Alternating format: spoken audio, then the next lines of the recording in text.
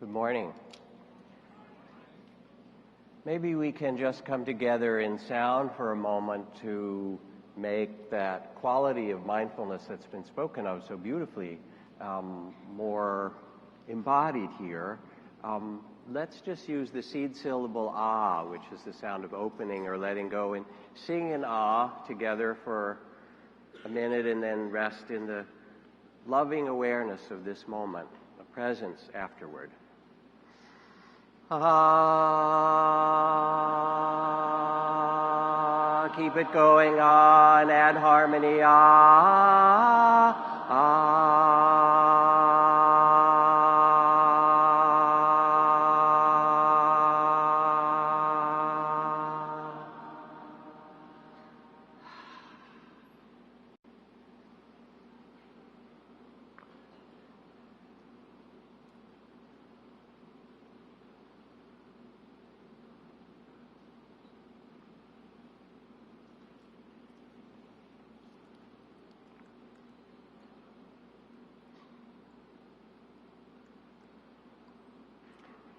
So very happy to be here together with you in these wonderful presentations this morning. And I've been asked to talk about wisdom or do something. And part of what we'll do together is one of my favorite practices. And wisdom, of course, celebrated in the figures of Solomon and Sophia and Lao Tzu and Buddha. But the question really is, how do we touch our own wisdom and how do we manifest it in the world? Because, as is quite evident, and Marianne and others spoke about it, the pressing problems of the world are, if anything, growing more visible to us. And it's quite clear that no amount of technological development, nanotechnology, biotech, computer tech, all the things that are so richly growing, is going to stop us from continuing warfare, continuing racism, continuing global conflict, environmental destruction, loss of species. Those outer developments are going to have to be matched with, integrated, to use Padma Shri's word, somehow become enlivened by a change of human consciousness. Because the tools we develop can be used as easily for war as they can be for creating compassion between us. And we know, that there are grain elevators full of food here and hungry children there. We know that we're spending more money on, if we took 10% of what's spent on arms in the world, we could get clean water and food for every person on earth that doesn't have it. So everybody senses there's got to be a better and another way. Now, the practices that we'll work with, in some very important ways, mindfulness and meditation bring us into the present, bring relaxation, all the kinds of attributes and benefits we talk about. But even more deeply, they take us back to the profound mystery of human incarnation.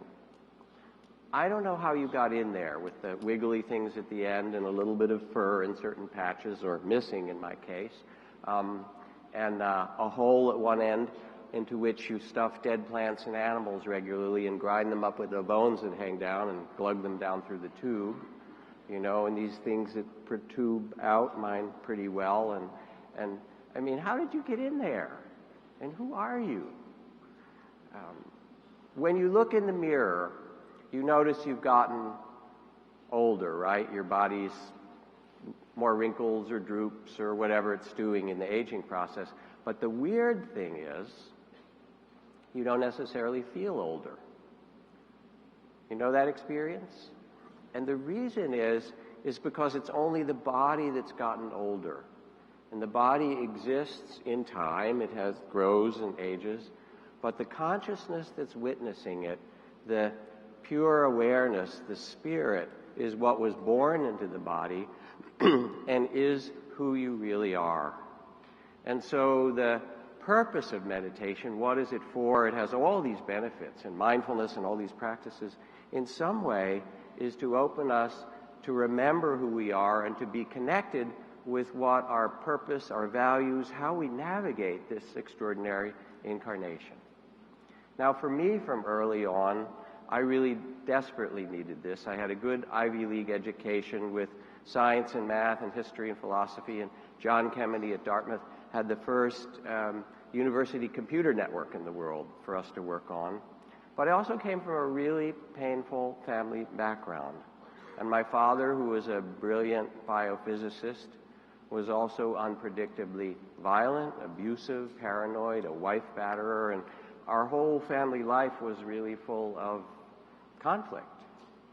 So in order to, I somehow needed to learn how to deal with the confusion, the sadness, the pain, the conflict that was really very much there in my life. And none of that was part of my intellectual, best American education. And I was seeking healing, seeking a sense of direction, seeking a way to find both emotional understanding, mental clarity, wisdom. And so in doing so, I went and became a monk in the monasteries of Thailand and Burma. And there I learned, both in myself and in community, how to work with the energies of fear and confusion, trauma, pain, longing, loneliness, both for myself and collectively, the usual conflicts of a young man and misunderstandings and desires, using these tools of mindfulness, compassion, forgiveness, loving awareness, and integration into what's called interdependence. And the trainings and disciplines that I learned decades ago in those monasteries are now becoming widely available, as you just saw in that beautiful, brilliant presentation, becoming widely available in a world that needs wisdom. The trainings that allow us to navigate life's change with less suffering, because if you hold on when things are changing, you get what's called rope burn, basically. If you can't adapt with presence to be flexible, resilient, and these were some of the arts that mindfulness begins to teach us, or how to deal with your own mind and its stream of unruly thoughts. The mind has no pride. It will do anything. And you just sit quietly for a moment and it goes everywhere, your attention. My good friend Annie Lamott, the humorist, writes, "My mind is like a bad neighborhood. I try not to go there alone," which is why it helps to meditate together a bit. So I learned what the support of interdependence of community was, how to pay attention with mindfulness to all these things and not get lost in them. I learned the art of compassion and loving kindness, which comes in part by looking at our humanity with all what Oscar Wilde called the tainted glory of humanity, with its joys and its beauty and its sorrows. The Zen poet, Zen master Ryokan, wrote, "Last year a foolish monk, this year no change." And when you see that, and you see us all struggling to be the best we can be, but also with our struggles in humanity and fears and confusion, there comes, instead of judgment, there comes a possibility of witnessing it, like looking in the mirror and saying, "Oh, that's fear, that's confusion. Let me meet this with compassion. This is conflict. Let's figure out how to touch conflict with understanding and compassion." And so the trainings were how to live more and more fully in the reality of the present. Underlying them was the fundamental principle of respect or nobility for your own Buddha nature, that you are born with dignity, with the capacity to understand, and with a good heart. And all the modern science research, the Yale Center for Infant Research shows even preverbal 1-year-olds, want to take the cookie from the puppet that treated the other puppets nicely and don't want to take the cookie from the puppet that was mean to the other puppets. It's there in us, and it's born from the very beginning. Even in the research in University of Chicago, Peggy Mason's research, rats would release would push the little bar and release a rat nearby that was stuck in a cage with no reward, and would even save some of their chocolate chips for the rat when it came out to have a little, party or something like that. So it's there, it's born in us, and you can see it in the eyes of any child, that kind of innocence and wonder. That is your own fundamental spirit. Now, the question for us is, how do we remember this? How do we embody it? How do we awaken both the sense of wisdom and the love that's with it? Because if we can't talk about love, here we are in a tech conference in a way, if we can't talk about love, let's just hang it up. It's what we long for, and in some way, it's also who we are.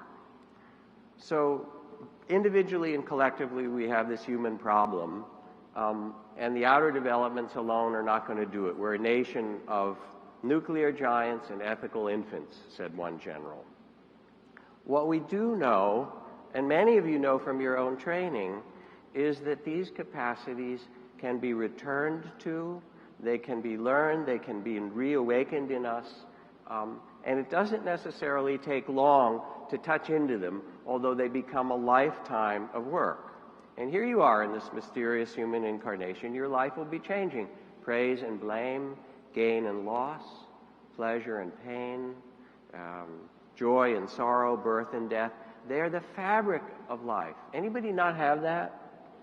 Raise your hand, you can have your money back, right? So wisdom asks us, how do we respond? Do we respond out of habit and the cultural conditioning of ambition and fear and confusion and greed and hatred? The more that clinging and hatred and fear are operating or conditioned in us, those changing experiences become the source of individual suffering and collective suffering between nations. On the other hand, in your organization, in your family, in the body politic, if those changing conditions of joy and sorrow, gain and loss, praise and blame, and so forth, are met with the inner qualities of presence and mindfulness, of compassion, of forgiveness, of understanding of our humanity, of the intention to understand one another, this very deep intention, and to make something beautiful of this mysterious incarnation, then out of that grows integrity, resilience, balance, the ability to actually navigate the world. So now I want us to do a practice together, and you will have, I've taught in previous years, practices of being mindful of the breath. How many people have some form of mindfulness or mindfulness in yoga practice? Raise your hand. Probably half or more of the people here. Wonderful. So you already know what to do. Do it, right? Anyway, so you'll have those practices, and they're really important. I want us to do another practice, which is a visualization. Padma Shri talked about the power of visualization. And visualization is really simple. Remember where you had dinner last night, what you ate, who you were eating with, what was on your plate. And as you do remember this, you see with the mind's eye, you're visualizing. It's that simple. Now, also, these are called practices rather than perfect, because they're experiments. As one man wrote to the IRS, he said, "Dear sirs, I haven't been able to sleep since I didn't come clean on my taxes in 2009 and 2010. Enclosed is a cashier's check for $2,000. If I still can't sleep, I'll send the rest."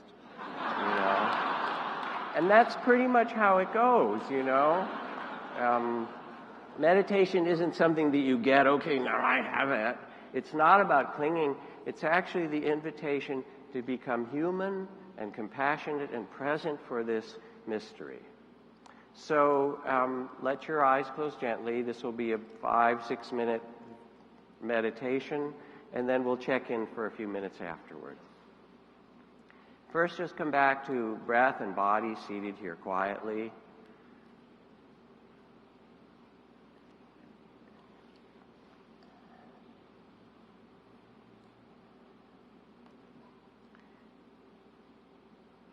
And as you sit quietly, I'd like you to remember or visualize, imagine yourself back in one of the difficult or conflictual situations of your life with other people.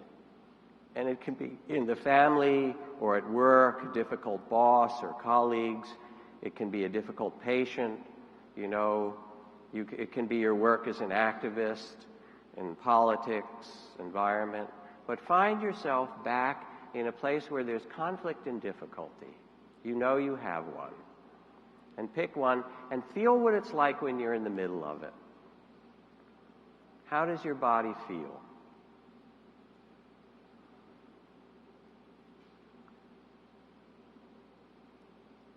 And notice as you remember being there more fully, how you react to the situation, what states of mind are present, what emotions.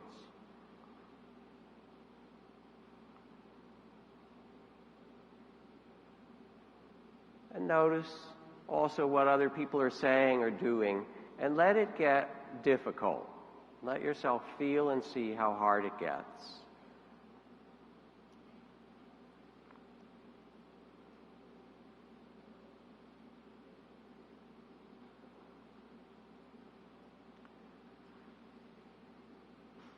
And all of a sudden, there is a knock at the door, or doorbell rings, or even if you're outside, somebody's coming. You don't know who it is yet, but I'll tell you, you'll be surprised.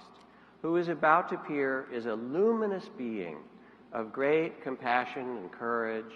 It might be Buddha or Mother Mary or Kuan Yin, the goddess of infinite compassion, or Solomon, some amazing luminous being. And you let yourself be surprised, and this luminous being walks up to you and say, having a hard day? You go, yes.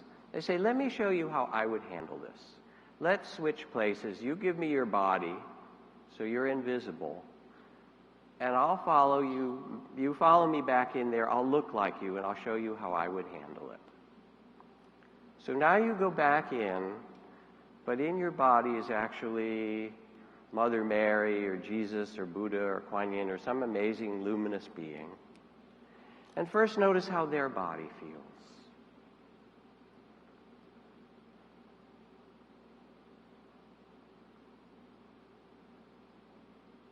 And then notice how they listen or respond, what qualities they bring to this difficulty.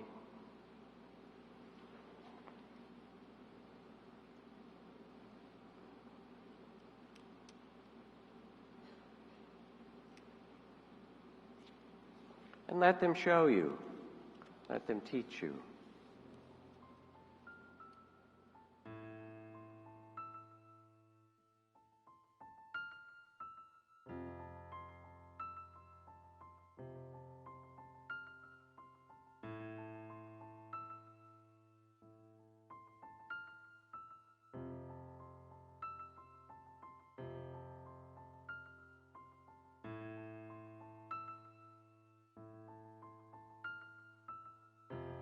And you follow them back to the place where you met them. They give you back your body and resume their luminous form. And before they leave, they reach under their robes and offer you a gift, a clear symbol of just what you need to help you in this conflict. Let yourself see, imagine, envision it, hold it up to the light, picture it. You can know. And finally, they touch you gently on the shoulder and give you a few words of advice. Listen, hear, think of, imagine what they say.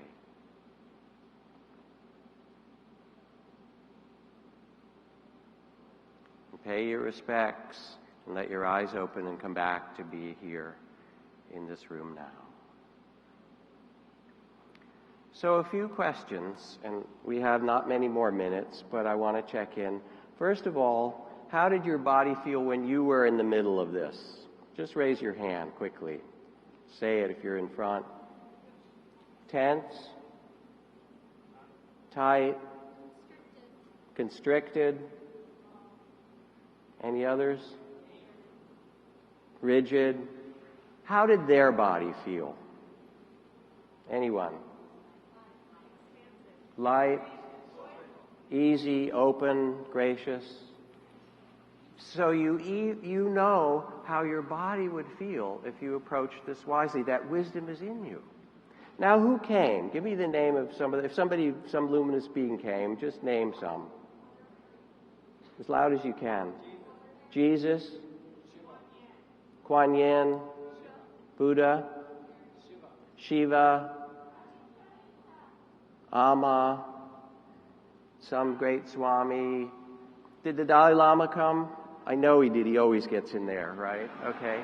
So what's amazing is that in 30 seconds, the room filled with the Dalai Lama and, Jesus and Buddha and Kuan Yin and Mother Mary, it filled with saints. And how did it do that? Because you sat quiet and you tuned in and you began to listen and invite this deeper wisdom, this deeper understanding that you were born with.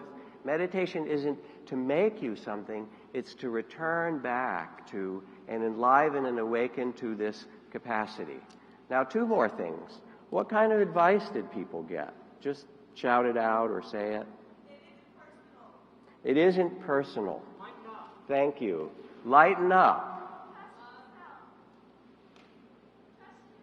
Trust yourself.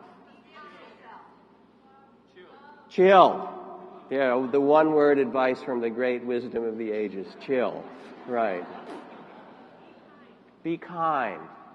The advice, it sounds in some way very simple, but in that circumstance, they showed you how to listen and what it meant to live with trusting yourself, being kind, not taking it personally, listening in a different way, being that present. What kind of gifts? Last question. Anyone shout out. A dove. A heart. Star. These kind of symbols, people will get a crystal, people will get a feather to take things lighter, a heart that reminds them, listen with your heart rather than all the stories that you tell. A dove, that there's some way to be free or to fly. They're like dream images, and they're the symbols of the psyche that speak to you, that say, remember what you really are, who you really are. Remember the inner wisdom, the one who knows in you is awakening. So yes, you don't have to go to the Himalayas or some forest monastery. What you need to do is find a way in your work, in your community, and in your own life to take the time to quiet yourself, to hear all the voices of fear and confusion and ambition and conflict, and then touch the wisdom that you carry that waits for your listening. And I have, in our difficult times, an enormous trust in our humanity. As the poet Pablo Neruda writes, you can pick all the flowers, but you can't stop the spring. And no matter how difficult things look, this is really what's possible for us.